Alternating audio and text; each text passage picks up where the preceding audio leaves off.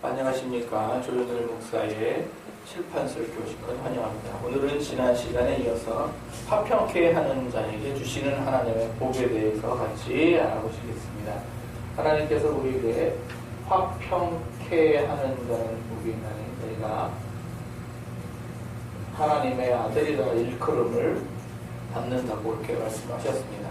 지난 시간에 화평케 하기 위해서는 무엇을 해야 하는가 봤더니 그 하나님을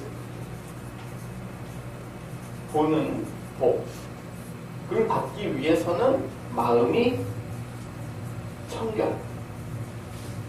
청결한다고 이미 다 배우셨어요. 그래서 마음이 깨끗해야, 이 마음이 깨끗하다는 것은 하나의 그 허물도 없는, 하나의 유혹에도 넘어가지 않는 그런 아주 깨끗한 마음을 가지면 하나님을 보는 복, 이게 본다고 하는 것이 눈으로 본다는 얘기가 아니라 신의 성품을 내가 체험을 한다는 겁니다. 내가 하나님의 성품을 닮아가는 거예요. 예수님을 닮아가는 거예요.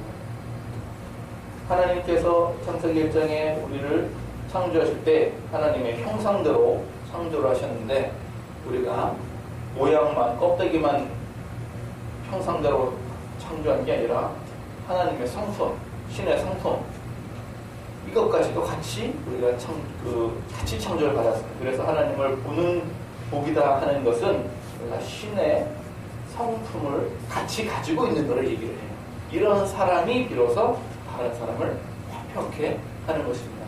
화평케 한다고 하는 것이 어떤 분쟁을 이렇게 잠재운 것을 화평케 한다. 이런 개념은 사람들의 개념이고 하나님의 개념은 어떤 개념인가 봤더니 우리가 원수가 되었을 때, 로마서 5장 10절에 우리가 하나님과 원수가 되었을 때에 그 아들 예수 그리스도로 말미암아 우리를 화평케 하는 것을 화평이라고 얘기를 합니다. 왜 하나님과 우리가 원수가 되었는가 봤더니 이사야 59장에도 말씀하셨듯이 하나님의 손이 짧아서 구원치 못하느냐, 하나님의 귀가 둔하여 듣지 못하느냐, 그것이 아니고 우리의 죄가 하나님과 너희 사이를, 우리 사이를 가로막았기 때문에 하나님이 우리를 구원치 않는다고 이렇게 말씀하시거든요. 그래서 이 원수가 된 것은 왜 원수가 되었는가? 죄 때문에 원수가 된 것입니다.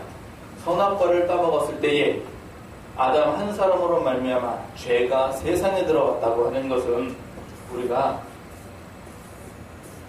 우주에 있는 죄가 지구에 들어왔다는 그런 뜻이 아니고 우리 마음에 죄의 법이 들어왔다는 뜻입니다. 그래서 선과 악을 알게 하는 나무 그랬으니까 선이라는 것은 원래 처음부터 있던 거고 악도 알게 하는 것, 그것이 우리 마음에 들어왔다는 얘기예요. 그래서 우리가 하나님으로부터 단절이 되어버렸다.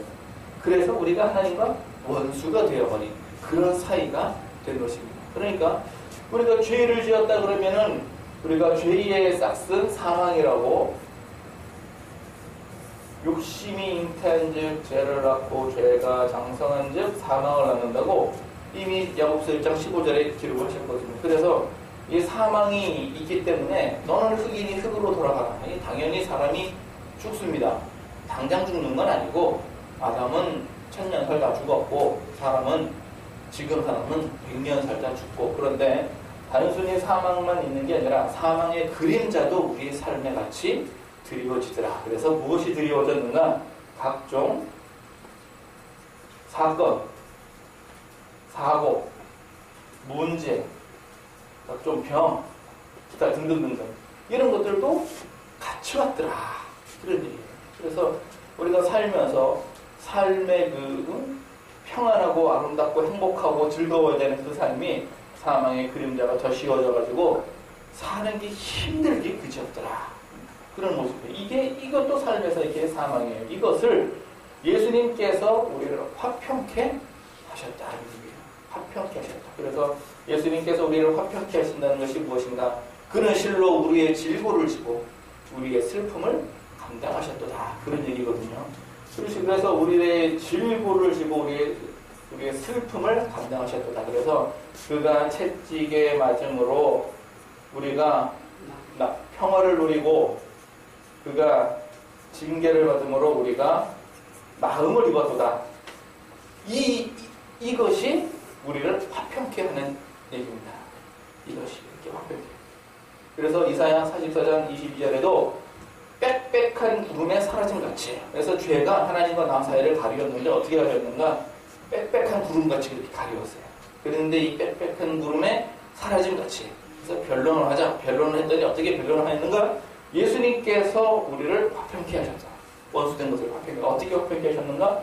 이 각종 사망에 대한 그 죄의 싹을 예수님께서 십자가에서 친히 감당을 하셨다. 그래서 변론을 해보니까 예수님께서 친히 감당을 하셔가지고 우리 죄가 주홍같이 붉을지라도 흰눈같이 깨끗해지게 되더라. 그래서 이걸 가지고 우리를 화평케 하셨다. 그런 얘기입니다. 그러니까 우리가 예수님이 십자가를 진다고 하신 것은 이 사망을 예수님이 자기가 감당을 하셨다는 얘기예요. 그래서 우리를 살리시고 또 각종 사건, 사고, 문제, 병 이런 것들을 예수님이 채찍에 맞으시고 징계를 받음으로 말미암아. 아니 그냥 우편강도나 외편강도 보면 십자가에 그냥 달렸어요. 그런데 예수님은 그냥 달린 게 아니라 꼭 그렇게 그냥 채찍질을 당하시고 가시멜로가를 안 써도 되는 가시멜로가를 굳이 쓰고 하는 그런 이유는 우리의 각종 사건, 사고와 이 병들까지도 다 친히 감당을 하시기 위해서 그런 고난을 더 받으신 거예요. 십자가만 달랑 달리신 게 아니라 더 받으셨어요. 그래서 모든 문제까지도 같이 해결을 하셨더라. 그런 얘기예요. 그러니까 비로소 우리가 죄로부터 하나님과 원수가 되었던 사이가 다시 화평케 되더라. 그러니 예수님께서는 하나님의 아들이라 일컬음을 받게 되는 것입니다. 하나님의 그 아들이라고 하는 것은 예수님은 처음부터 하나님 품에서 독생하신 하나님 아들인데 굳이 이거를 예수님이 자기의 지위를 사용하시지 않고 이렇게 화평케 함으로 말미암아 하나님의 아들이라는 이런 칭호를 또 직접 획득을 하신 거예요. 그냥 나는 처음부터 아들이다 이렇게 하셔도 되는데 굳이 이런 과정을 밟아가지고 예수님께서 이렇게 하셨다. 이거는 우리에게 또 무엇인가 본을 보여주신 거예요. 우리에게.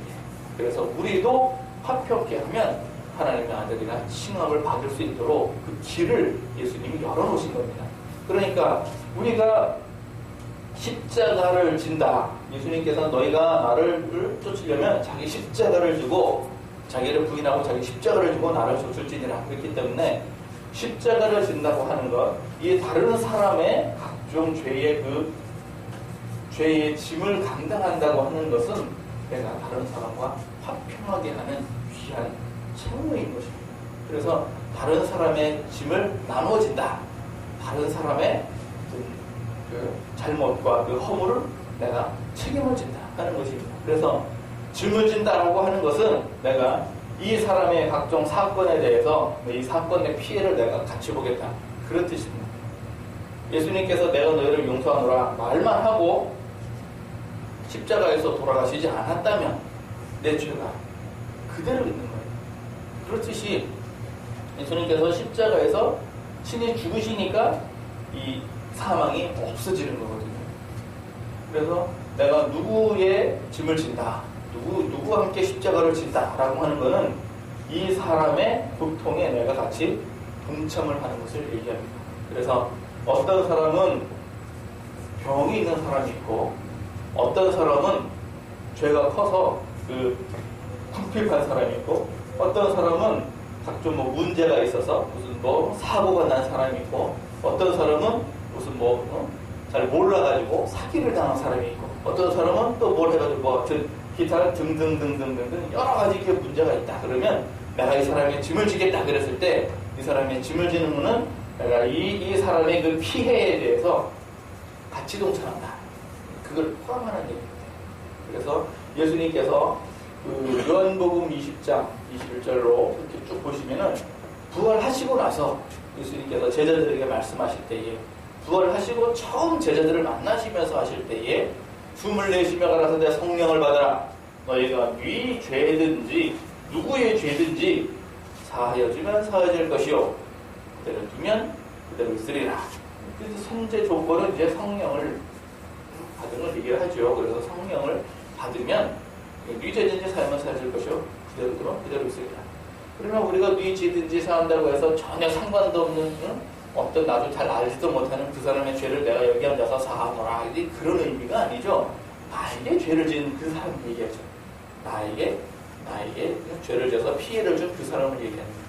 그러니까 내가 십자가를 진다고 하는 것, 그 사람이 나에게 피해를 주었던 그 피해를 내가 어떻게 한다고요? 내가 감당하고 용서하고 그제서야 비로소 이 사람과 내가 화평하게 되는 것입니다. 그제서야 내가 그 사람과 내가 원수 사이가 되었어요. 왜 원수가 되었는가 봤더니 요 사이에 허물이 있더라. 왜 허물이 생겼나? 모든 죄는 어디서 나왔어요? 욕심에서 나왔어요. 그래서 욕심이 있으니까 이게 죄가 나왔어요. 그래서 어떤 사람은 돈이 욕심이고, 어떤 사람은 명예가 욕심이고, 어떤 사람은 인기가 욕심이고, 어떤 사람은 이 우락부락하고 잘생긴 또 외모가 욕심이고, 모양은 추구하는 바는 다 다르지만 이거 가지고 서로 싸우다가 허물이 생겼어요. 이때 어떻게 하느냐? 내가 용서하려고, 내가 용서한다는 얘기는 내가 피해를 본다는 얘기가 같은 얘기입니다. 이 두 가지가 같이 들어가야 돼요. 그래서 이렇게 해야 비로소 내가 십자가의 도가 이루어지고 화평케 되는 것입니다. 그래야 하나님의 아들이라 그런 말인 거예요. 내가 말로는 내가 저 사람의 짐을 진다, 내가 용서한다, 입으로는 했어요. 입으로는 했는데 마음으로는 안 했네. 그 얘기가 무슨 뜻이냐면은 사랑이 없으면 내가 소리나는 구리와 울리는 꽹과리가 되고, 고린도전서 13장.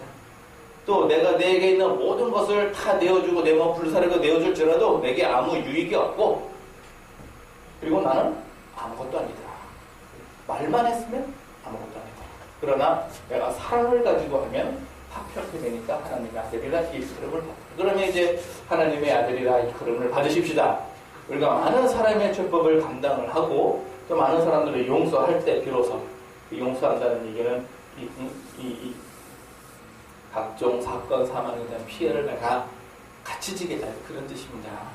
그게 비로소 진짜 용서지. 그래야 예수님이 십자가에서 진 그것까지 같이 가는 것입니다. 이렇게 하셔서 오늘 주신 말씀대로 하나님을 보는 복을 받는 사람은 이제 화평케 하는 사람입니다.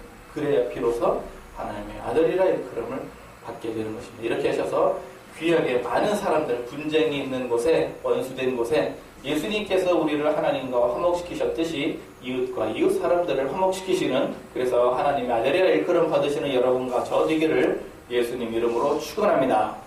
아멘.